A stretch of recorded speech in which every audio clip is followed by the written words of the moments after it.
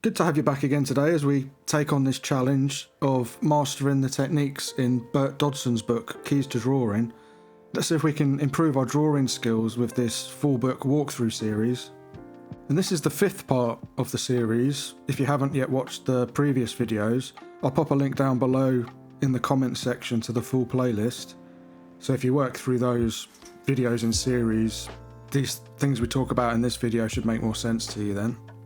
I'll also pop a link down below in the video description to the book and also the recommended materials for these exercises. In this next part of the book, Bert Dodson discusses how in nature we don't really see lines, but rather we see areas of colour, and these areas of colour form shapes. As we've discussed in previous videos, we should just draw what we see and not what we know from our memory. So when we observe an object that we want to draw, it's easier to observe the shapes we see and just draw them straight from what our eyes see to our hand drawing it, not letting our brain overanalyze what we see. Now you can try this yourself. Just find a nearby object and close one eye and hold your pencil out in front of you, and in the air trace with the pencil around the outline of the object. Now, did you notice when you did this, there was hardly anything to think about? It was just your eye and then your hand did all the work. So then it's only really one step further on from this to draw what we see on paper rather than in the air. So we observe our subject and we try to only briefly glance at the paper as we draw, and we focus more on the subject than on our paper. So when we start to observe our subject in this way, as a collection of shapes, then we avoid coming to it with too many preconceived ideas, like it's a hand, it's an eye, a bird, a teapot, whatever it is. Our internal dialogue becomes more about if that side tapers or if it curves, is that shape larger or smaller than that other shape?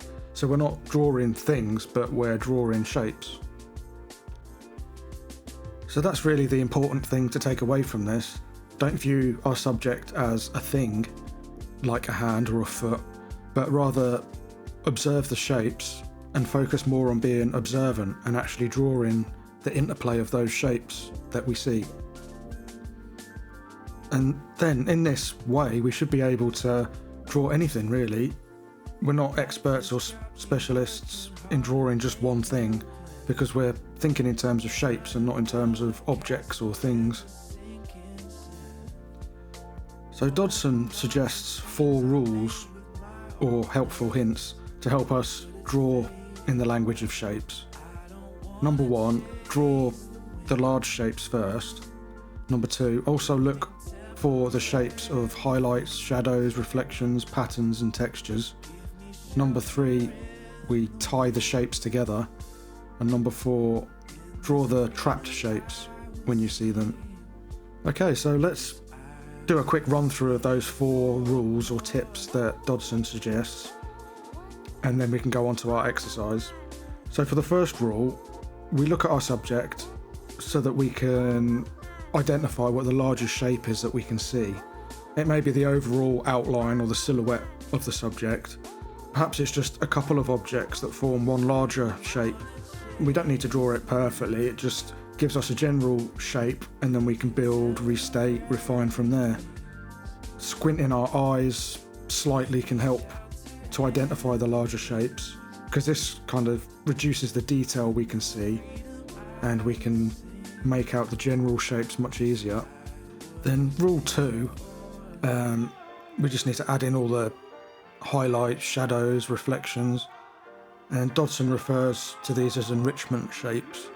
These shapes are often what adds a sense of realism to our drawings, and perhaps they're the most fun parts to draw really. They sort of help us individualise our subject and add some character.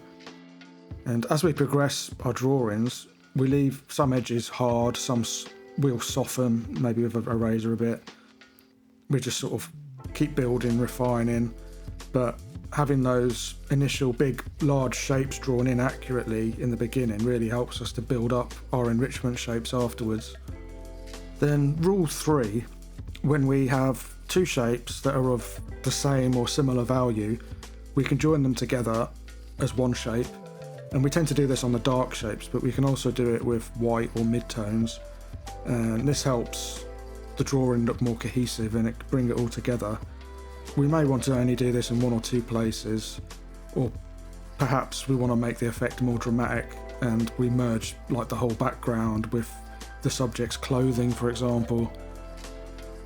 And for the final rule, rule 4, when we're drawing the shapes that we see, we need to also consider the trapped shapes. Sometimes we just call these negative spaces or background where it shows through. If it's a gap showing through to the background in like trees or something like that. But these are all still shapes and we need to consider them. So now for this week's exercise, get yourself a bottle, preferably one that's got tinted glass, like brown tinted glass, something like that, so that it shows the reflections and the shapes a bit more clearly. Then position the bottle in front of you.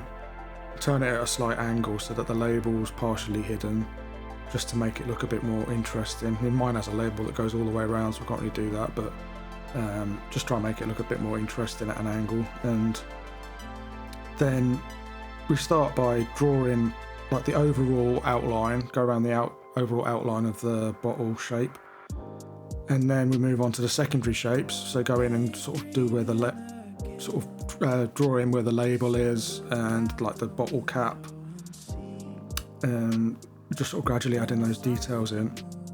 And then we move on to all the smaller like reflection shapes and the shadow shapes, and roughly add in the shapes of any big letters that you see on the labels, like the writing. You don't need to take too long over this really, maybe 15-20 minutes. Just concentrate on just drawing what you see. I don't think I was really so successful at doing that. I think I was a bit too tight with it. I wasn't really loose and sketchy enough, I don't think, but I'm sure you'll do better than me, and I'd love to see or hear down below in the comments how you got on with the exercise. So as I've mentioned before, I'll add this entire video series as I create it to a new playlist, so they're all organised in one place and it's a bit easier to work through them. I'll add a thumbnail link to the screen now, which will take you to the full playlist, and I hope you'll subscribe to the channel so that you can be alerted of future content. Follow along if you found this helpful, and let us know in the comments how you're finding the series. Tell us about your own art journey, and that's about it. Until next time, God bless. We're gonna make it. Onwards.